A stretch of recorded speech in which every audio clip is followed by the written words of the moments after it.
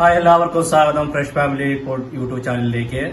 ഇന്ന് ഞാൻ ഉണ്ടാക്കാൻ പോകുന്ന മട്ടൻ ബിരിയാണി ഉണ്ടാക്കാൻ പോവുകയാണ്. അപ്പൊ ഞാനൊരു 1 കിലോ മട്ടൻ വലിയ പീസാണ്, അത് ഞാൻ ഞുറുക്കാൻ പോവുകയാണ്. വലിയ പീസ് മേടിച്ചിട്ടുണ്ട്. അപ്പൊ അത് നമുക്ക് ഇത് ചെറുതായിട്ട് ഞുറുക്കാവുന്നത്.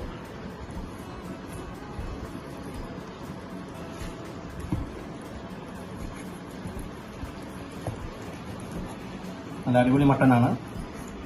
നമുക്ക് മട്ടൻ ബിരിയാണി എങ്ങനെ ഉണ്ടാക്കുന്നതെന്നുള്ളത് നമുക്ക് നോക്കാം. അപ്പം ഞാനിത് ചെറിയ ചെറിയ പീസായിട്ട് ഞാനത് ഞുറുക്കിയെടുക്കുകയാണ്.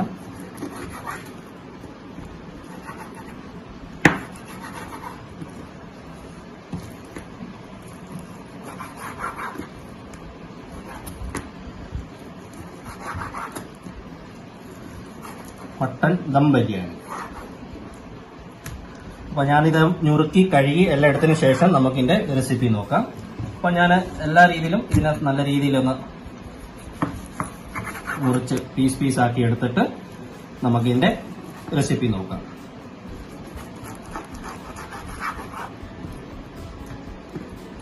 ഇത്രയും പീസായിട്ട് നമ്മൾ കണ്ടോ, ഇതേ സൈസിൽ നമ്മൾ ഞുറുക്കിയെടുത്തിട്ട് നമുക്ക് നല്ല രീതിയിൽ ഇതിനെ കുക്ക് ചെയ്തിട്ട് നമുക്ക് ബിരിയാണി ദം ചെയ്യുന്ന രീതിയിൽ കാണിച്ചു തരാം എങ്ങനെയാണുള്ളത്. അപ്പം ഇത് ഞാൻ ഞുറുക്കിയെടുക്കട്ടെ ആദ്യം.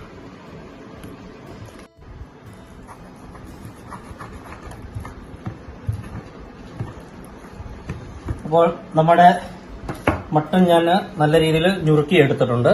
ഇതിനെ നമുക്ക് നല്ല രീതിയിൽ കഴുകാം. അപ്പോൾ ഒരു കാര്യം കൂടെ ഞാൻ പറയാം. നമ്മൾ മട്ടൻ മേടിച്ച് കഴുകുമ്പോൾ ഇച്ചിരി നാരങ്ങ നീരൊഴിച്ച് നല്ല രീതിയിൽ കഴുകിയെടുക്കുവാണെങ്കിൽ ഈ മട്ടന്റെ ആട്ടിറച്ചിയുടെ ചെറിയ ചെറിയ മണം ഉണ്ടല്ലോ, അത് മാറിക്കിട്ടും. അപ്പൊ നല്ല രീതിയിൽ നമുക്ക് ഇതിനെ കഴുകി നാരങ്ങയൊക്കെ ഒഴിച്ച് കഴുകി എടുത്തിട്ട് നമുക്ക് കുക്ക് ചെയ്യാം. അതിപ്പം ഞാനിത് കഴുകാൻ കൊണ്ടുപോവുകയാണ്. അപ്പം ഞാൻ ബിരിയാണിക്ക് ആവശ്യമായിട്ടുള്ള അതുപോലെ തന്നെ മട്ടൻ നമ്മൾ വയ്ക്കാൻ വേണ്ടി ആവശ്യമായിട്ടുള്ള കുറച്ച് സാധനങ്ങൾ. അപ്പം സവാള ഞാനൊരു 3/4 കിലോ സവാളയുണ്ട്, ഇത് വറുത്തെടുക്കാൻ വേണ്ടിയാണ്. പിന്നെ ഇത് തക്കാളിക്ക, വെളുത്തുള്ളി, പിന്നെ ഇഞ്ചി, നമ്മൾക്ക് പച്ചമുളക്, നാരങ്ങ, ധനിയ, പുതിന.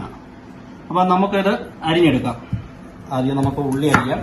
അപ്പൊ ഉള്ളി നമുക്ക് നല്ല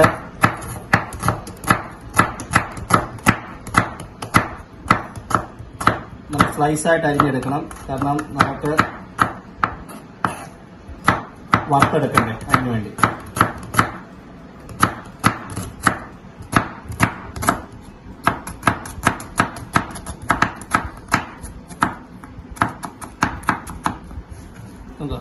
ഇതേപോലെ സ്ലൈസായിട്ട് നമ്മൾ അരിഞ്ഞെടുക്കുക. അതുപോലെ നമുക്ക് നല്ല രീതിയിൽ വറുത്ത് കിട്ടും. ഇതേപോലെ നല്ല രീതിയിൽ അരിഞ്ഞെടുക്കുക. അപ്പം നമുക്ക് നല്ല രീതിയിൽ അപ്പോൾ ഇത് ഇവിടെ നമ്മൾ ചിത്തിക്കളഞ്ഞു കഴിഞ്ഞാൽ കണ്ടല്ലോ, ഇത് അല്ലിയായിട്ട് കിട്ടും. അപ്പം നമുക്കിത് അരിയാം.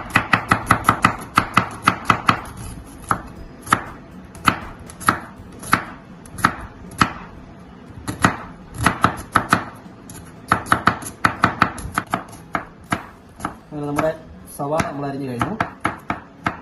നല്ല നൈസായിട്ട് നമ്മൾ സവാള അരിഞ്ഞു കഴിഞ്ഞിട്ടുണ്ടോ, ഏകദേശം ഇതേ രീതിയിലായിട്ട് നമ്മൾ സവാള അരിഞ്ഞു കഴിഞ്ഞിട്ടുണ്ട്. അപ്പോൾ നമുക്കിനി അടുത്തത് നമുക്ക് തക്കാളിക്ക് അരിയാം.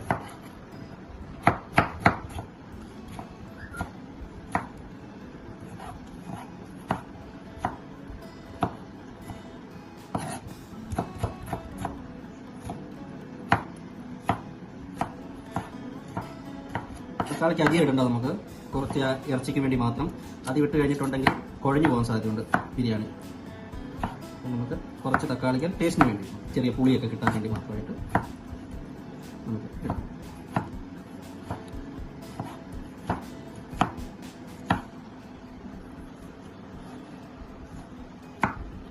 അപ്പോൾ നമ്മുടെ തക്കാളിക്ക് നമ്മൾ അരിഞ്ഞു. നമ്മൾ തക്കാളിക്ക് ഇത് ഈ പ്ലേറ്റോട് ഞാൻ മാറ്റുകയാണ്.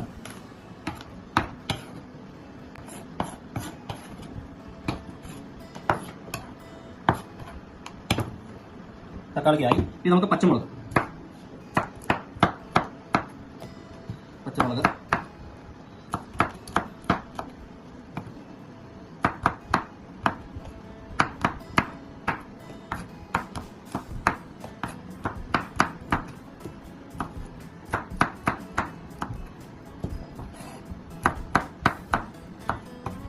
പച്ചമുളക് ഞാൻ അരിഞ്ഞ് വെച്ചു.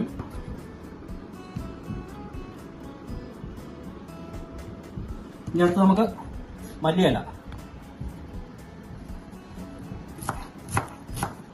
നമുക്ക് ചെറുതായിട്ട് അരിയുവോ വലുതായിട്ട് അരിയുവോ ഇടുക. നമുക്ക് കറിയുടെ മുകളിൽ ഇട്ടിട്ട് വേവിക്കാനാണ്. അപ്പം നല്ല മണമൊക്കെ കിട്ടും. അതിന് വേണ്ടിയാണ്. മല്ലിയിലെല്ലാം റെഡിയായി. അപ്പം നമുക്ക് വറുത്തെടുക്കാനുള്ളതും ഇറച്ചിക്ക് ചേർക്കാനുള്ളതായിട്ടുള്ള സാധനങ്ങളൊക്കെ ആയി. ഇനി പിന്നെ മസാലകളേ ഉള്ളൂ.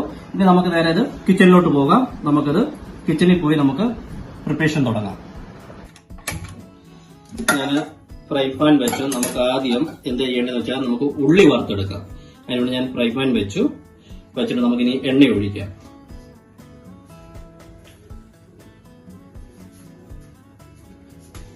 നമുക്ക് വറക്കാൻ ആവശ്യമായിട്ടുള്ള എണ്ണ ഞാൻ ഒഴിക്കുകയാണ്.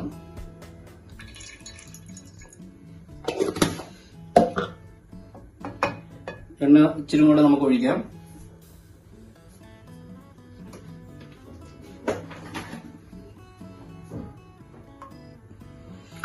ഈ എണ്ണ ഒന്ന് ചൂടായി നല്ല രീതിയിൽ ചൂടാകണം. നല്ല രീതിയിൽ ചൂടായി കഴിഞ്ഞ ശേഷം നമുക്ക് ഉള്ളി ഇട്ട് കഴിഞ്ഞാൽ പെട്ടെന്ന് വറുത്തെടുക്കാൻ പറ്റും.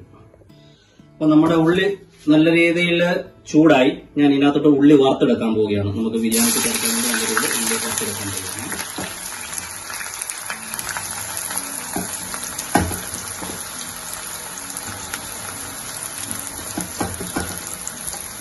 നമ്മളിത് വറുത്ത് കോരിയെടുക്കാം. നമുക്കൊന്ന് ഇളക്കി കൊടുക്കാം. ഞാൻ ആക്ച്വലി എല്ലാം നാച്ചുറൽ ആയിട്ടാണ് ചെയ്യുന്നത്. കാരണം മസാലകളൊക്കെ ഞാൻ നാട്ടിൽ നിന്ന് കൊണ്ടുവന്ന് പൊടിച്ച് വെക്കുന്ന മസാലകളാണ്. പിന്നെ അത്യാവശ്യം നമുക്ക് ചില സമയങ്ങളിൽ വെളിയിലെ മസാലകൾ ഉപയോഗിക്കേണ്ടത് വരും. എന്നാലും മല്ലിപ്പൊടി ആയാലും മഞ്ഞൾ പൊടി ആയാലും മുളക് പൊടി ആയാലും എല്ലാം ഞാൻ നാട്ടിൽ നിന്ന് കൊണ്ടുവരുന്നതാണ്. കുരുമുളകൊക്കെ നാട്ടിൽ നിന്ന് കൊണ്ടുവന്നിട്ട് പൊടിച്ചെടുക്കുന്നതാണ്. പിന്നെ ഇതിനകത്ത് ഞാൻ ചേർക്കുന്ന എസൻസുകളൊന്നും ഞാൻ ചേർക്കില്ല. വെളിയിലുള്ള എസൻസുകളൊന്നും ഞാൻ ചേർക്കില്ല. നാച്ചുറലായിട്ട് നമുക്കുള്ള മല്ലിയില, ധനിയ, പിന്നെ അതുപോലെ തന്നെ നാരങ്ങ, ഇതെല്ലാം ഞാൻ നാച്ചുറലായിട്ടുള്ളത് ഞാൻ ചേർക്കുന്നത്. അപ്പം കാരണം മറ്റുള്ളതൊക്കെ നമ്മൾ ചേർത്ത് കഴിയുമ്പോൾ ചിലർക്കൊക്കെ വയറ്റിന് അസ്വസ്ഥതകളും മറ്റുള്ള കാര്യങ്ങളും വരുന്നുള്ളതുകൊണ്ട് ഞാൻ വെളിയിൽ അത്ര ഉപയോഗിക്കാറില്ല. എല്ലായ്പ്പോഴും ഞാൻ ചെയ്യുന്നത് നാച്ചുറലായിട്ടുള്ള രീതിയിലുള്ളത് എസൻസുകളാണ്. വെളിയിലുള്ള എസൻസുകൾ ഉപയോഗിക്കാതെ നാച്ചുറൽ ആയിട്ടുള്ളത് മാത്രം, നാരങ്ങ ഇങ്ങനെയുള്ള കാര്യങ്ങളൊക്കെയാണ്. അപ്പൊ നമുക്ക് തീ കൂട്ടി വെച്ച് നമുക്കിത് വറുത്തെടുക്കാം. വറുത്തതിന് ശേഷം നമുക്ക് ബിരിയാണിക്കുള്ള മസാലകൾ നമുക്ക് ആഡ് ചെയ്യാം. അപ്പം ഇത് നമുക്ക് ബിരിയാണിയുടെ മുകളിൽ ഇടാൻ വേണ്ടി വറുത്തെടുക്കുകയാണ്. അപ്പൊ നമുക്ക് ഈ എണ്ണ വേസ്റ്റ് ആകാതെ ഈ എണ്ണ നമുക്ക് ഇറച്ചി നമുക്ക് വേവിച്ചെടുക്കാൻ വേണ്ടി ഇറച്ചിക്ക് വേണ്ടി ആവശ്യം വരും. അതുകൊണ്ട് ഞാൻ ആദ്യം ഉള്ളി വറുത്തെടുക്കുന്നത്. പിന്നെ നമുക്ക് നമ്മുടെ ഏലക്ക ഉണ്ട്, ഗ്രാമ്പു, കുരുമുളക്, പട്ട, അതുപോലെ തന്നെ പുതിന, ധനിയ, ഇതെല്ലാം നാച്ചുറൽ ആയിട്ടുള്ളതായതുകൊണ്ട് നമുക്ക് വയറിനൊന്നും വലിയ അസ്വസ്ഥതകൾ വരത്തില്ല. അതുകൊണ്ട് എല്ലാം ഞാൻ നാച്ചുറലായിട്ട് തന്നെ ഉപയോഗിക്കുന്നത്. അപ്പൊ നമ്മുടെ ഉള്ളി വറുത്തെടുക്കാൻ അത് ഏകദേശം മൂത്ത് നമുക്കിത് മൊത്തത്തിൽ കോരിയെടുക്കാം.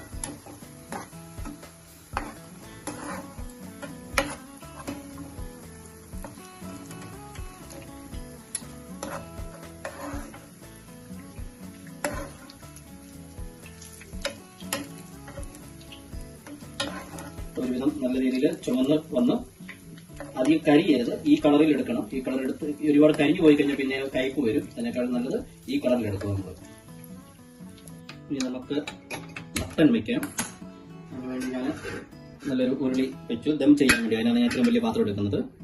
അപ്പൊ ഇത് ചൂടായതിനു ശേഷം നമ്മൾ ആ ഉള്ളി വറുത്ത എണ്ണ തന്നെ നമുക്കിതിന് ഉപയോഗിക്കാം. ഉള്ളി വറുത്ത എണ്ണ നമുക്ക് ഇതിനകത്തോട്ട് ഉപയോഗിക്കാം. ഒരു ഇച്ചിരി ഗീയും വേണമെങ്കിൽ ഉപയോഗിക്കാം നമുക്ക്. അപ്പൊ ഇതൊന്ന് ചൂടാകട്ടെ. അപ്പൊ ഞാൻ ഉരുളിയിലോട്ട് നമ്മൾ കോരിയതിനു ശേഷം ബാക്കിയുള്ള എണ്ണ ഞാൻ ഉപയോഗിക്കുകയാണ്. കാരണം അല്ലെങ്കിൽ നമ്മുടെ എണ്ണയെല്ലാം വേസ്റ്റ് ആവുമല്ലോ, അതുകൊണ്ട്. അപ്പൊ ഞാൻ ആ എണ്ണ ഉപയോഗിക്കുന്നത്. നിങ്ങൾക്ക് ഫ്രഷ് എണ്ണയായാലും ഉപയോഗിക്കാം. ഞാൻ പിന്നെ എണ്ണ കളയണ്ടല്ലോ എന്ന് ഓർത്തുകൊണ്ടാണ് ഞാൻ ഈ എണ്ണ ഉപയോഗിക്കുന്നത്. എണ്ണയൊക്കെ നല്ല ചൂടായിട്ടിരിക്കുന്ന എണ്ണയും കൂടെ ഉണ്ട്. ഞാനൊരു കുറച്ച് ഗീ, ഒരു 1.5 സ്പൂൺ ഗീയും കൂടെ ഇട്ടിട്ടുണ്ട്.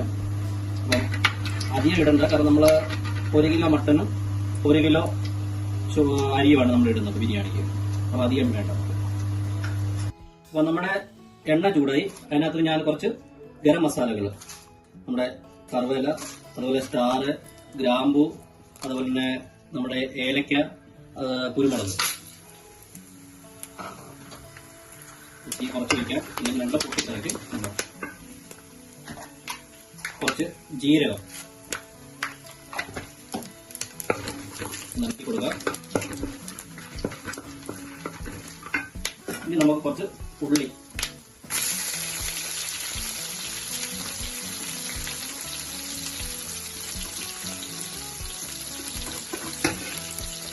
ഉള്ളി നിറക്കി കൊടുക്കുക. ഉള്ളി ശരിക്കും ഒന്നും ഇട്ട് വന്നതിന് ശേഷം നമുക്ക് തക്കാളിക്ക് വെളുത്തുള്ളി ഇഞ്ചിയൊക്കെ നമുക്ക് ചേർക്കാം. ഇതിനോടുകൂടെ തന്നെ ഞാൻ ഇച്ചിരി പച്ചമുളക് ചേർക്കാൻ പോവുകയാണ്. പച്ചമുളക് ഇത് നല്ല രീതിയിലൊന്ന് ഇളക്കി കൊടുക്കാം. ഞാൻ വലിയ പ്രൊഫഷണൽ കുക്കൊന്നും അല്ല കേട്ടോ. ഞാൻ എൻ്റെ കാര്യങ്ങളെല്ലാം കഴിഞ്ഞതിന് ശേഷം വന്ന് ഒരു ടൈം പാസിന് വേണ്ടി ഞാൻ ചെയ്യുന്നതാണ്. അപ്പം എന്നിലുള്ളൊരു കല, ചെറിയ രീതിയിലുള്ളൊരു കല എല്ലാവരിലും ഒന്ന് എത്തിക്കുക എന്നുള്ളതാണ് എൻ്റെ ഒരു ഉദ്ദേശം. അപ്പോൾ എൻ്റെ ജോലിയും കാര്യങ്ങളെല്ലാം കഴിഞ്ഞ് വന്നതിന് ശേഷം സമയം കിട്ടുമ്പോൾ എനിക്ക് എൻ്റെ ഒരു ചെറിയൊരു ഹോബിയാണ്. എനിക്ക് കുക്കിംഗ് ഭയങ്കര ഇഷ്ടമായതുകൊണ്ട് ഞാൻ ചെയ്യുന്നതാണിത്. തക്കാളിക്ക ആഡ് ചെയ്യുന്നു.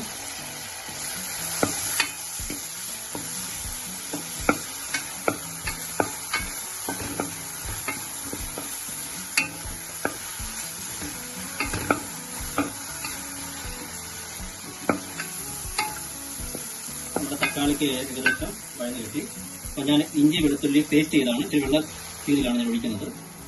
ഞാൻ ലാസ്റ്റ് ഇഞ്ചി വെളുത്തുള്ളി ഇട്ട എന്താണെന്ന് വെച്ചിട്ടുണ്ടെങ്കിൽ ഈ മസാലകളൊക്കെ അതിന് മുമ്പ് ഇഞ്ചി വെളുത്തുള്ളി ഇട്ടാൽ അടുക്കി പിടിക്കാൻ ചാൻസ് ഉണ്ട്. അപ്പോൾ അതുകൊണ്ടാണ് ഞാൻ അതെല്ലാം ഒന്ന് നല്ല രീതിയിൽ വഴന്നതിന് ശേഷം ഇഞ്ചി വെളുത്തുള്ളി ഞാൻ ഇട്ടത്. അപ്പോൾ നമുക്ക് ഇതൊന്ന് നല്ല രീതിയിൽ ചൂടായി ഒന്ന് ഇഞ്ചി വെളുത്തുള്ളി കൂടെ നല്ല രീതിയിലൊന്ന് തിളച്ച് കഴിയുമ്പോഴത്തേക്ക് നമുക്ക് മസാലകളിടാം. അപ്പോൾ ഞാനൊരു സെക്കൻഡിലേക്ക് ഇരുന്ന് ഒരു 15 മിനിറ്റത്തേക്ക് ഞാനത് അടച്ചു വെക്കുകയാണ്. ഏകദേശം നമ്മളിതെല്ലാം മൂത്ത് ഉണ്ടാവും. ഇതാണ് നമ്മൾ ഇഞ്ചി വെളുത്തുള്ളി ഇട്ട് കഴിഞ്ഞാൽ ജസ്റ്റ് ചെറുതായിട്ട് ഇളക്കി കൊടുക്കണം, ഇല്ലെങ്കിൽ നമ്മൾ അടുക്കി പിടിക്കും. അതുകൊണ്ടാണ് ഞാൻ അവസാനം ഇഞ്ചിയും വെളുത്തുള്ളിയും പേസ്റ്റ് ഇട്ടത്. ഇനി നമുക്ക് നമ്മുടെ മസാലകളെല്ലാം ആഡ് ചെയ്യാം.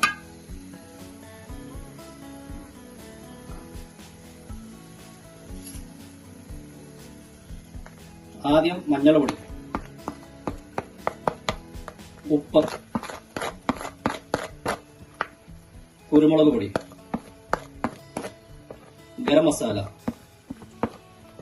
കാശ്മീരി ചില്ലി,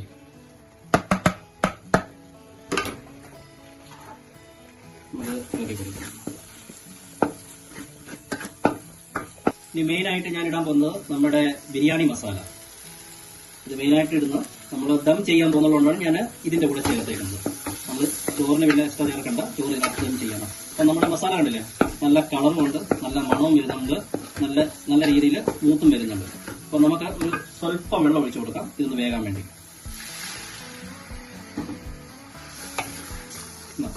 മസാലയുടെ കളറും കാര്യങ്ങളൊക്കെ നല്ല കളറുണ്ട്, അതുപോലെ തന്നെ നല്ല മണവും വരുന്നുണ്ട്. അപ്പോൾ നമുക്ക് ഈ മസാല വേകാൻ വേണ്ടി നമുക്ക് ഒരു ഇച്ചിരി നേരം കാത്തിരിക്കാം. ഒരു 2 മിനിറ്റ് ആകുമ്പോഴത്തേക്ക് മസാല ഇത് വെന്ത് കിട്ടുന്നുണ്ടോ. മസാലയുടെ നല്ല രീതിയിൽ മസാല ആയിട്ടുണ്ട്. നമുക്ക് 2 മിനിറ്റ് ആകുമ്പോൾ ഈ നല്ല രീതിയിൽ വെന്ത് കിട്ടും മസാല. അതിന് ശേഷം നമുക്ക് ഇച്ചിരി വെള്ളം കൂടെ ആഡ് ചെയ്തിട്ട് നമുക്ക് മട്ടൻ ഇതിനകത്ത് ഇടാം. കണ്ടോ, നല്ല രീതിയിൽ ഇത് ഒന്നായി നമ്മുടെ എണ്ണയൊക്കെ കണ്ടോ മൂടി വന്നു തുടങ്ങി.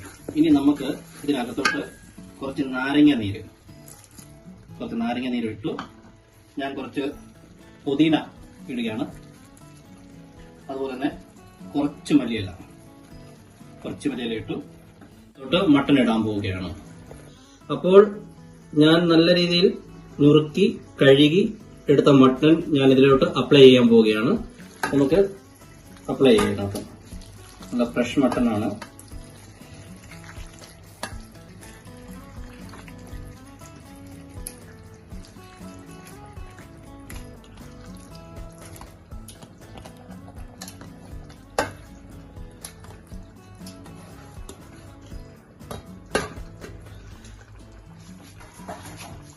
നമുക്ക് നല്ല രീതിയിലൊന്ന് ഇളക്കി കൊടുക്കണം.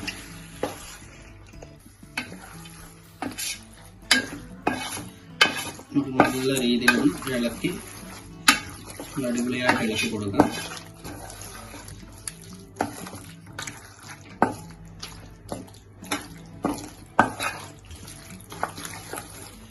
നമുക്ക് കുക്കറിനകത്ത് വേവിക്കാം, പെട്ടെന്ന് വെന്ത് കിട്ടും. പക്ഷെ പെട്ടെന്ന് വെന്ത് കിട്ടിക്കഴിഞ്ഞാലുണ്ടല്ലോ ഇറച്ചിക്ക് ടേസ്റ്റ് കിട്ടില്ല. അപ്പൊ നമുക്ക് ഇത് പതുക്കെ ഇരുന്ന് വേഗമാകുമ്പോഴുണ്ടല്ലോ ഇറച്ചിക്കകത്ത് ഉപ്പും മുളകും എല്ലാം പിടിച്ച് നല്ല ടേസ്റ്റ് വരും. കുക്കറിനകത്ത് വന്നിട്ട് 2 സീറ്റി അടിച്ച് കഴിയുമ്പോൾ വെന്ത് കിട്ടും. പക്ഷെ അത് നല്ല ടേസ്റ്റ് അത്ര കിട്ടത്തില്ല, കാരണം മസാലകളൊന്നും പെട്ടെന്ന് പിടിക്കത്തില്ല. ഇത് നമുക്ക് പതുക്കെ ഇരുന്ന് വെന്തോടും. ഇരുന്ന് വേകുമ്പോൾ അതിൻ്റെതായിട്ടുള്ള മസാലകളെല്ലാം കയറി പിടിച്ച് അതിൻ്റെതായിട്ടുള്ള ടേസ്റ്റ് വരും. ഉണ്ടോ? ഇനി നമുക്ക് കുറച്ച് വെള്ളം കൂടെ ഒഴിച്ചിട്ട് ഇവരെ നമുക്ക് അടച്ചു വെക്കാം.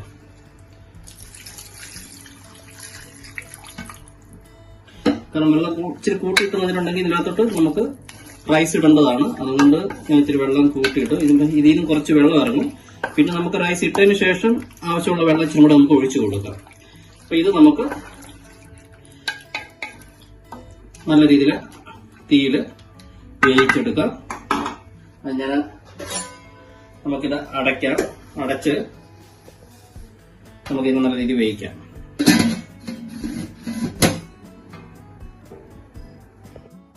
അപ്പോൾ നമ്മൾ വെച്ചിട്ട് ഏകദേശം ഒരു 45 മിനിറ്റ് ആയി. അപ്പോൾ ഞാനിത് എടുക്കുകയാണ്.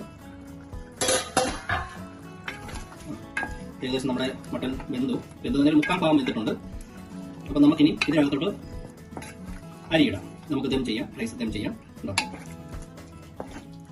അപ്പോൾ ഇത്രയും വെള്ളം നമുക്ക് ആവശ്യമാണ് അരിയും കൂടെ വേകാൻ വേണ്ടി. അപ്പം നമുക്കിതിനകത്ത് ഇത് ഗോൾഡൻ സേലയാണ്. ഞാൻ വെള്ളത്തിൽ ഇട്ട് കുറച്ച് നേരം കുതിർത്ത് വെച്ചതാണ്. കാരണം ഗോൾഡൻ സേലയ്ക്ക് ഇച്ചിരി വേവ് കൂടുതലുള്ളതുകൊണ്ട് ഞാൻ വെള്ളത്തിലിട്ട് കുതിർത്താണ്. ഇനി നമുക്കിത് ഇതിനകത്തോട്ട് അപ്ലൈ ചെയ്യാം.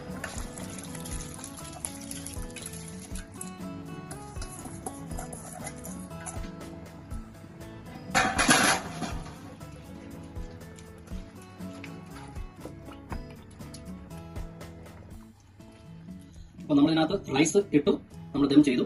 ഇനി നമ്മൾ തീ കൂട്ടി വെച്ചിട്ട് കുറച്ച് നേരം വെള്ളം വെച്ച് നേരം പറ്റിട്ട് അതിനുശേഷം നമുക്ക് ഇത് സിമ്മെ വെച്ച് കൊടുക്കാം. അപ്പൊ ചെറിയ ആവിയിൽ ഇരുന്ന് വെന്തുള്ള അടിക്ക് പിടിക്കും. അപ്പം ഒന്ന് വെട്ടി തിളയ്ക്കുന്ന വരെ നമുക്കൊന്ന് അടച്ചു വെക്കാം. അപ്പൊ നമുക്ക് വെള്ളം പറ്റിയോ നോക്കതിന്റെ ഏകദേശം വെള്ളം പറ്റി തുടങ്ങി. നമുക്കൊന്ന് ജസ്റ്റ് ഒന്ന് അടിക്ക് പിടിക്കാതെ ജസ്റ്റ് ഒന്ന് ഇളക്കി കൊടുക്കാം. നമുക്കൊന്ന് ഇങ്ങനെ ഒതുക്കി കൊടുത്തിട്ട് സൈഡെല്ലാം കൂടെ നമുക്ക് ഒന്ന് ഒതുക്കി കൊടുക്കണം. നാട്ടിലൊക്കെ ആണെങ്കിൽ നമുക്ക് കനല് ഇട്ട് തീക്കനൽ മുകളിലൊക്കെ ഇട്ട് ദം ചെയ്ത് നല്ല അടിപൊളിയായിട്ട് നമുക്ക് ചെയ്യാൻ പറ്റും. പക്ഷെ ഇവിടെ ഈ ഗ്യാസ് ഒക്കെ ആയതുകൊണ്ട് ഒരു കുറച്ചൊക്കെ പാകപ്പഴകളൊക്കെ വരാം. എന്നാലും നമ്മളെ കൊണ്ട് കഴിയുന്നുള്ള രീതിയിൽ നമ്മളത് ചെയ്തെടുക്കാം. ഇനി ഞാൻ ഇതിനകത്തോട്ട് ഇത് ദം ചെയ്ത് ഞാൻ തീ നിർത്താൻ പോവുകയാണ്. അപ്പം തീ നിർത്തുന്നതിന് മുമ്പ് ഞാൻ ഇച്ചിരി വറുത്ത് വെച്ച ഉള്ളി ഞാൻ മുകളിലോട്ട് ഇടുകയാണ്.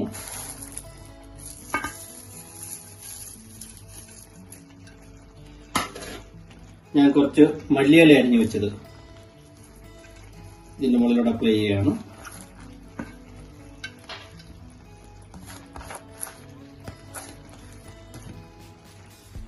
ഞാനൊരു 2-3 സ്പൂൺ ഗീ ഇതിന്റെ മുകളിലോട്ട് ഇടുകയാണ്.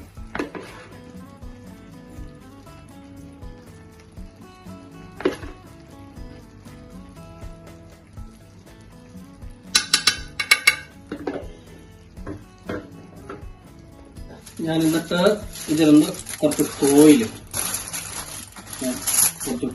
വെച്ച് ഇതിനെ അടച്ചു കൊടുക്കാം. കാരണം ഇനി ആവി ഇതിന് വെന്താൽ മതി. നമ്മുടെ തീക്കകത്തുള്ള വേവുള്ള ഇതിന് കഴിഞ്ഞു. ഞാൻ കുറച്ച് ഓയിൽ എടുത്തിട്ട് ഇതിനെ നല്ല രീതിയിൽ അടച്ച് സെറ്റ് ചെയ്യാം.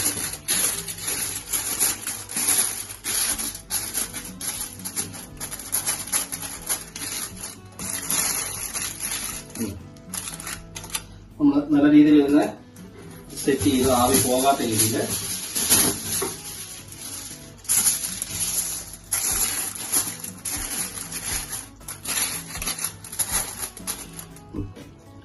ഇനി നമ്മൾ ഇത് അടച്ചു വെച്ചു. ഇനി ആവി പോകത്തില്ല. നമ്മളിതിന് ഗ്യാസ് ഒന്ന് ഓഫ് ചെയ്തു. ഇനി ഇത് ആവിയിലിരുന്നൊരു 10 മിനിറ്റ് നമുക്ക് ആവി വെക്കാം. അപ്പോൾ റൈസ് നല്ല രീതിയിൽ വെന്ത് കിട്ടും. കാരണം അല്ലെങ്കിൽ നമുക്ക് ഇവിടെ കനലോ കാര്യങ്ങളോ ഒന്നും ഇല്ലാത്തതുകൊണ്ട് അടിക്ക് പിടിക്കാൻ ചാൻസ് ഉള്ളത് കൊണ്ടുകൊണ്ട് ഇനി നമുക്കിത് ആവിയിൽ വെന്തെടുക്കാം. ഇനി ഇത് ഓഫ് ചെയ്ത് ഇതിനുള്ളിലുള്ള ആ ചൂട് കൊണ്ട് ഇത് നല്ല രീതിയിൽ വെന്ത് കിട്ടും. അപ്പോൾ നമ്മൾ എല്ലാം ഏകദേശം ഒരു 20 മിനിറ്റോളം നമ്മൾ അടച്ചു വെച്ചു. അരിയൊക്കെ ഇട്ട് ഗ്യാസ് ഓഫ് ചെയ്തതിനു ശേഷം നമ്മൾ 20 മിനിറ്റ് അടച്ചു വെച്ചു. ഇനി നമ്മളിത് തുറക്കാം.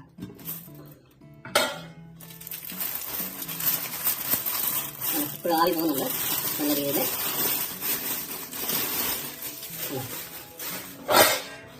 നമ്മുടെ അച്ചാവ് നോക്കാം. നമ്മുടെ അരി കണ്ടോ നല്ല അടിപൊളിയായിട്ട് വെന്തിട്ടുണ്ട്. അധികം കുഴയാതെ കണ്ടോ നല്ല അടിപൊളിയായിട്ട് വെന്തു. നല്ല രീതിയിൽ വെന്ത് കിട്ടി. അടിക്കൊന്നും പിടിച്ചിട്ടില്ല. നമ്മുടെ മട്ടൻ ദം ബിരിയാണി അടിപൊളിയായിട്ട് വെന്തു. ഇനി നമുക്കിത് സെർവ് ചെയ്ത് കഴിച്ചതിന്റെ ടേസ്റ്റ് നോക്കാം. അപ്പോൾ നമ്മുടെ ദം മട്ടൻ ബിരിയാണി ഏകദേശമല്ല നല്ല രീതിയിൽ വെന്തു റെഡിയായി. കണ്ടോ നല്ല അടിപൊളിയായിട്ട് നമ്മൾ കുഴയാതെ രീതിയിൽ വെന്ത് കിട്ടി. ഇച്ചിരി കൂടെ ഇത് ഡ്രൈ ആയാൽ നമുക്ക് കനലൊക്കെ ഉണ്ടെങ്കിൽ ഇച്ചിരി കൂടെ ഡ്രൈ ആയാൽ, എന്നാലും കുഴപ്പമില്ലാത്ത രീതിയിൽ നമുക്കിത് നല്ല രീതിയിൽ വെന്ത് കിട്ടി. ഇനി നമുക്ക് കഴിച്ചതിന്റെ ടേസ്റ്റ് നോക്കാം എങ്ങനെ ഉണ്ടെന്നുള്ളത്.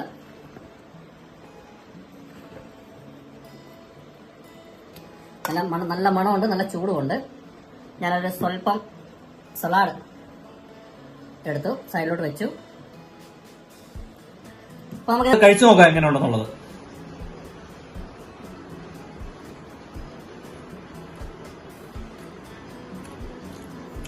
ഞാൻ വെച്ചുകൊണ്ട് പറയുന്നല്ല, അടിപൊളിയാണ്. നല്ല രീതിയിൽ ഉപ്പും പുളിയും എരിവും എല്ലാം ഉണ്ട്. നമ്മുടെ മട്ടൺ പീസ് നോക്കാം. മട്ടനും ഏകദേശം വെന്ത് ചൂടായതുകൊണ്ട് ഇല്ല ഇതോ മട്ടനും ഏകദേശം എല്ലാം നല്ല രീതിയിൽ വെന്ത് കിട്ടി. മട്ടൻ നല്ല ഉപ്പും പുളിയൊക്കെ പിടിച്ചു. പ്രൊഫഷണൽ ഒന്നും അല്ലെങ്കിലും എന്നെ കൊണ്ട് കഴിയുന്നുള്ള രീതിയിൽ എനിക്ക് കുക്കിംഗ് ഭയങ്കര ഇഷ്ടമുള്ളത് കൊണ്ട് ഞാൻ ചെയ്തതാണ്. അപ്പം നിങ്ങൾ ഇതുപോലെയൊക്കെ ചെയ്യുക. ഇതിനേക്കാളിലും കൂടുതൽ എന്തെങ്കിലും മാറ്റം വരുത്തണമെങ്കിൽ നിങ്ങൾക്ക് എനിക്ക് കമന്റ് ബോക്സിൽ നിങ്ങളുടെ അഭിപ്രായങ്ങൾ തരിക. അത് ഇനി എന്തെങ്കിലും ഇമ്പ്രൂവ് ചെയ്യണമെങ്കിൽ അത് നിങ്ങൾ എന്നെ അറിയിക്കുക. അപ്പൊ എല്ലാവർക്കും എന്റെ വീഡിയോ ഇഷ്ടപ്പെട്ടെന്ന് ഞാൻ വിശ്വസിക്കുന്നു. നിങ്ങൾ എന്റെ വീഡിയോയിൽ സബ്സ്ക്രൈബ് ചെയ്യുക, പ്രത്യേകിച്ച് ബെൽ ഐക്കോൺ ചെയ്യുക. കാരണം പുതിയ പുതിയ വീഡിയോകൾ നേരിട്ട് നിങ്ങളുടെ കയ്യിൽ വരുന്നതാണ്. ലൈക്ക് ചെയ്യുക, ഷെയർ ചെയ്യുക. ഇനിയും മുമ്പോട്ടുള്ള വീഡിയോകൾ വരുന്നവരെയും എല്ലാവർക്കും നന്ദി, നമസ്കാരം.